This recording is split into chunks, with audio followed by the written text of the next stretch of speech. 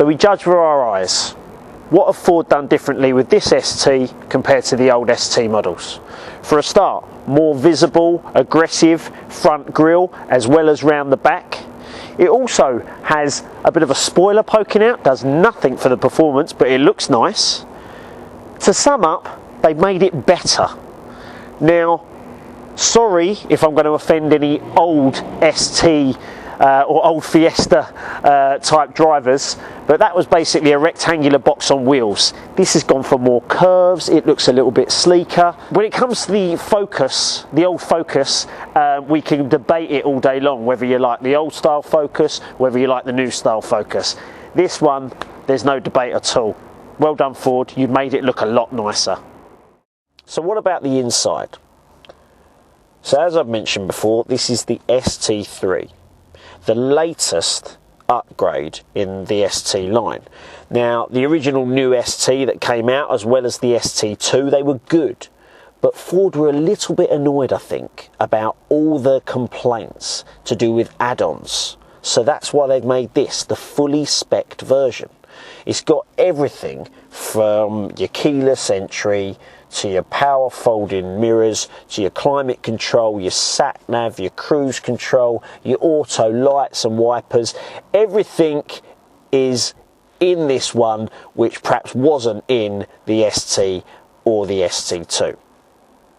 Now that makes a big difference for all you gadget seekers out there, because it ticks every single box, which pretty much every new car is going to kind of have. This has now got it. Also, it's worth mentioning that any purchase of this, whether you purchase it used or you purchase it as a new car, it's going to hold its value more. The ST and the ST2 might struggle now that this one's come along. And that's worth thinking about, that not a lot of people do. They'll grab a car, go off, and think, yes, they've got that to last them years, which they have. But when it comes to sort of that time when they want to move on, this is the one that's going to hold its value a little bit more. Because let's face it, every new car comes with everything I've just said.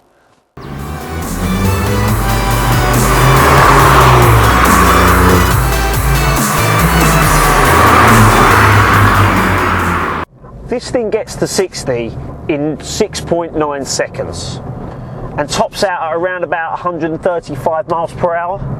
That's quick for a hot hatch, especially a super mini like this. But the handling of this car is where it really, really excels. The engine output isn't huge, it's about 180 brake horsepower.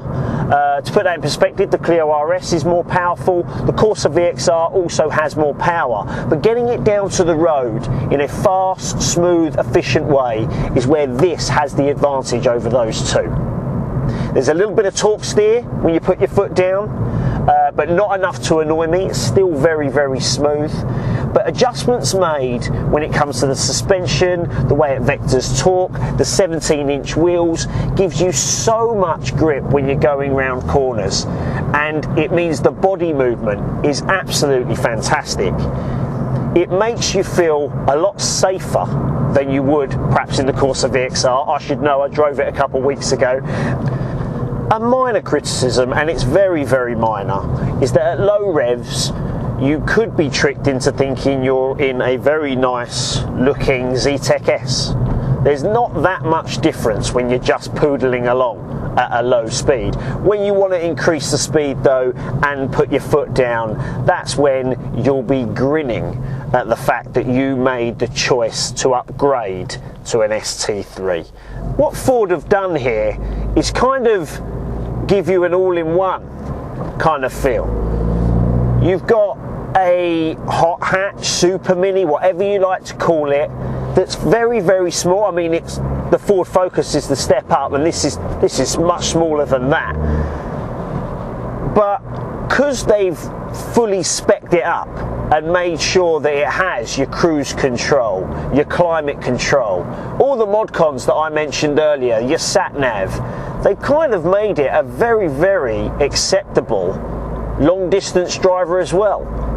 You're not going to feel too cramped, you're not going to feel uncomfortable, you're not going to feel like you're sacrificing on long journeys just because you've opted for the little runaround. I think that's quite a touch, because nowadays everyone wants a new car to tick all the boxes, and Ford have really tried their best with the ST3.